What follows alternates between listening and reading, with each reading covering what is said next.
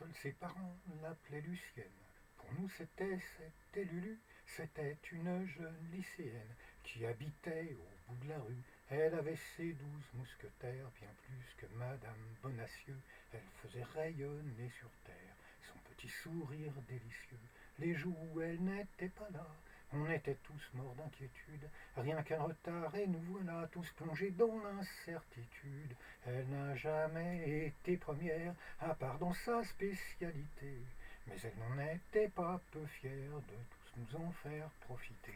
C'était pas en mathématiques, pas non plus en dissertation, ni même en sciences maths ou physique. Elle pratiquait la fellation, nous on était ses sucres d'orge. Au fond de sa bouche goulue, le paradis, c'était la gorge de la petite Turlutlulu. Elle avait peu de mauvaises notes parce qu'on aidait dans ses devoirs. Elle collectionnait les tototes plus que les accessis d'histoire. On l'a rendue forte à l'écrit, boostant sa moyenne générale. Mais les profs n'ont jamais compris qu'elle était meilleure à l'oral. Elle nous disait innocemment que chaque jour ça l'enchantait de recevoir le prince charmant dont la douceur de son palais, son joli regard malicieux illuminait son doux visage. Elle était notre coin de ciel bleu, nous étions ses petits nuages, on caressait ses cheveux blonds. Le soleil s'était son chignon, sa jolie nuque sentait bon, et sublimait la fellation. Je n'ai pas oublié ton front, mais je ne me rappelle plus de la forme de ton menton. Pardonne-moi, Turlutlulu.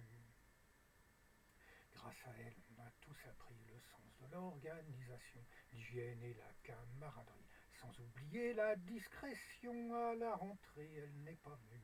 Je ne vous dis pas la déception, nul d'entre nous ne l'a revue.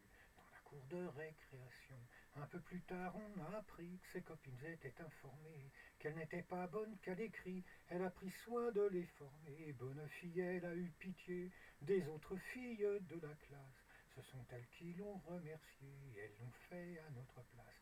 Elles nous accordaient l'essentiel, liquide en notre superflu. Elles nous faisaient monter au ciel. Notre angélique Turlutlulu, depuis j'ai soufflé des bougies. Mais combien ça, je ne compte plus. Je garde un brin de nostalgie quand je pense à Turlutlulu.